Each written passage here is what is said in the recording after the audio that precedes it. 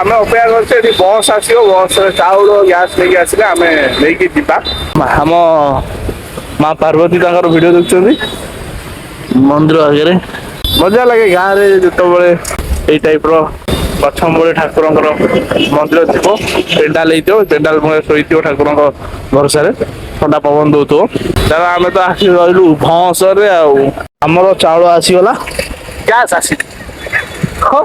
Gas ପରେ ଦେଖିବା, ତ ଚାଲ ଯିବା ଘରକୁ।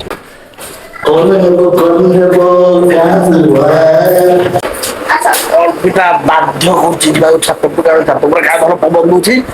ମୁଁ ଏଠି ଜାଣିପାରୁଛି ପାଗ ବହୁତ ଭଲ ଥିବ। ମୁଁ ଯୋଉ କହିଦେଇଛି ସେ ମତେ କହିଲା ଇୟରବଡ ନେଇକି ଯିବା ପାଇଁ, ମୁଁ ତାକୁ କହିଲି ତୁ ନେଇକି ଆ। ସୋ ଏସବୁ ଗୋଟେ ସିଚୁଏସନ ଅର୍ପିତା, ଜଷ୍ଟ ସ୍କୁଲ ହଉ, କଲେଜ ହଉ, ଅଫିସ ହଉ, ତମେ ଯଦି ଗୋଟେ ପ୍ରୋବ୍ଲେମ ମାନେ ପାଇବ, ତା ସଲ୍ୟୁସନ ତମକୁ ହିଁ ଦେଇଦେବେ, ତୁ ଏଇ ସଲ୍ୟୁସନ ବାହାର କରିଯିବେ। ବଟ୍ କାହିଁକି ଭାଇ, ମୁଁ ପ୍ରୋବ୍ଲେମ ଦେଖିବି, ସୋ ତମେ କର୍ତ୍ତବ୍ୟ ହଉଛି ତମେ ସଲ୍ୟୁସନ ବାହାର କର।